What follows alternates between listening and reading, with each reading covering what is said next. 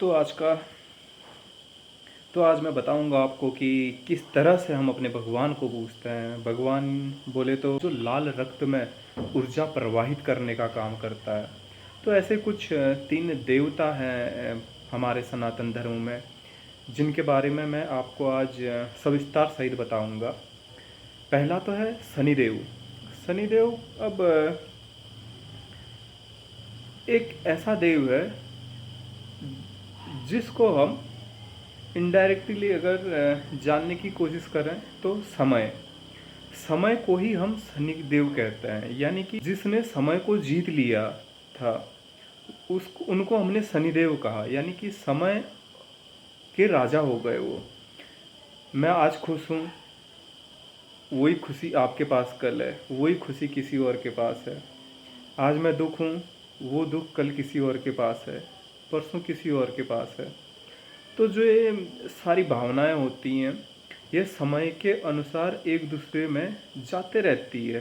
ठीक है, आज मेरे पास है, कल आपके पास है, परसों किसी और के पास है। तो जो ये सुख दुख की भावनाएं हैं, जो ये आपस में चल रही है मनुष्यों के बीच में, जो इसका काल है, उसको हम शनि कहते हैं। और यही शनि की दशा कहलाती है। और नंबर दो है ब्रह्मा, ब्रह्मांड, ब्रह्मांडम, ब्रह्मांड। और नंबर दूसरा है ब्रह्मांड। ब्रह्मांड बोले तो ब्रह्मा का अंडा, यानी कि ब्रह्मांड, ब्रह्मांड का अणु, यानी कि ब्रह्म का अणु, यानी कि जहाँ से ये गैलेक्सी, जिस अणु से ये इस गैलेक्सी का निर्माण हुआ है, उसका नाम ब्रह्मा है। और नंबर तीसरा है विष्णु। विष्णु बोले तो विष अणु, यानी कि विष का अणु, द पॉइजन ऑफ एटम। तो विष्णु को हम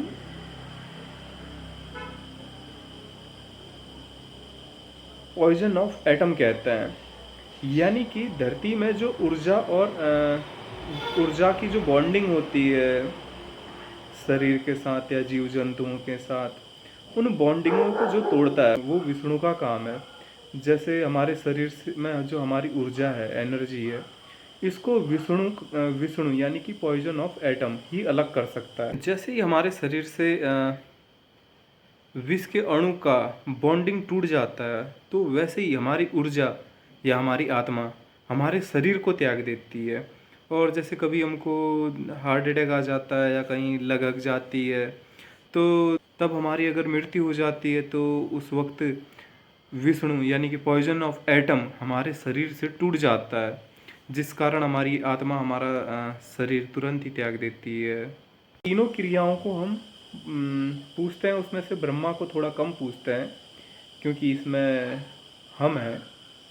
और अब हम लोग जो समय है, शनिदेव है, ब्रह्मांड है, ब्रह्मा है, विष्णु है, पॉइजन ऑफ एटम है, इसको हम अब ऐसे क्यों देखते हैं कि काला सा एक देवता है, वो भैंस या चील में उड़ के आ रहा है शनिदेव, एक सांप में बैठा हुआ है ऐसे हाथ लगा के, और उनके पास लक्ष्मी माता बैठी हुई है। और ब्रह्मा है, तीन सर हैं, एक आदमी का वेश है। देखो, बीच में मैं पंडित जी से पूछा कि जैसा हमको कलाकारों ने दिखाया, हम वैसा ही उसको विचार किया। तो उसमें पंडित जी बोले कि ये सब एक कलावाद होता है, कलाकार जो दिखाता है हम उसी की प्रथा को आगे ले जाते हैं। ये बहुत तगड़ी बात लगी मेरे को। तो ऐसे डिस्कस हुई उनके साथ, तो वो भी कहने लगे थोड़ा कि क्या कहते हैं, कलाकार हमेशा सही नहीं हो सकता, कलाकार गलत भी हो सकता है। तो मैं कलाकार को थोड़ा ऐसे मैं कम मानता हूँ, इसीलिए मैं कभी विष्णु बोलते ही आदमी आदमी सांप के ऊपर लेटा और लक्ष्मी माता उनके बगल में, ये नहीं देखता। मैं हमेशा विष्णु को विष के अणु के रूप में देखता हूँ, जो नीले रंग का होता है और उसके बाहर लक्ष्मी की चमक होती है। और लक्ष्मी यानी कि जहाँ से ऊर्जा पृथ्वी पे प्रवाहित होती है, यानी कि सूर्य की सबसे बाहर वाली लेयर, या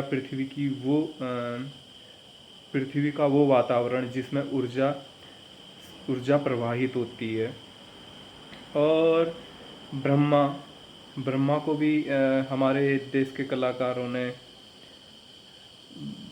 दो एक आदमी और तीन सर के रूप में दिखाया है। तो हम लोग थोड़ा कला के कारण भ्रमित हो गए हैं, इसीलिए हमको पता नहीं चल पा रहा है, इसीलिए हमको वेद पुराण बहुत कम समझ आती है। जब एक विदेशी जब एक विदेशी ये चीज़ें पढ़ता है तो उसको ब्रह्मा का जब वो अर्थ निकालता है संस्कृत से अपनी भाषा में, तो ब्रह्मा का मतलब एक सर, एक तीन सर और एक शरीर नहीं देखता। क्योंकि उसमें पुराणों और वेदों में चित्र नहीं बनाए गए ना, तो उसको पता कैसे चलेगा कि ब्रह्मा कैसा है। तो वो अपनी कल्पना अपने द्वारा ही बनाता है। वो पढ़ता है ब्रह्मा कैसा है और उसके बाद चित्र बनाता है। तो उसके चित्र में विदेशियों के दिमाग को चित्रों में ब्रह्मा ब्रह्मांड के अणु के रूप में दिखाई देता है, या ब्रह्मांड। और शनि समय, जो समय चक्र है, काल चक्र है, ये आजकल विदेशियों में काल चक्र बहुत ज़्यादा चल रहा है। तो वो काल चक्र समय को पहचान के समय की दशा को बताते हैं। वो हम शनि बोले मूर्ति पूजन को शुरू करने लगते हैं। और मूर्ति पूजन एक बहुत क्रिएटिव टाइप की कला है, जो सभ्यता को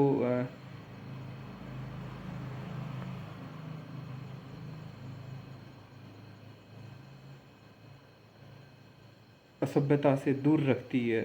रियल में शनिदेव यानी कि समय से मतलब है, जो समय आपके पास है वो कल किसी और के पास होगा, और जो कल किसी और के पास था वो आज हमारे पास है। बड़ी हैरान करने वाली बात तो है, जो समय कल औरों के पास था वो समय आज मेरे पास है, और जो समय कल मेरे पास था आज वो समय किसी और के पास है। बहुत बेहतरीन चीज़ है ये, इसको समझिएगा। जय सनातन। कृष्ण की शक्ति और राम की भक्ति। धन्यवाद।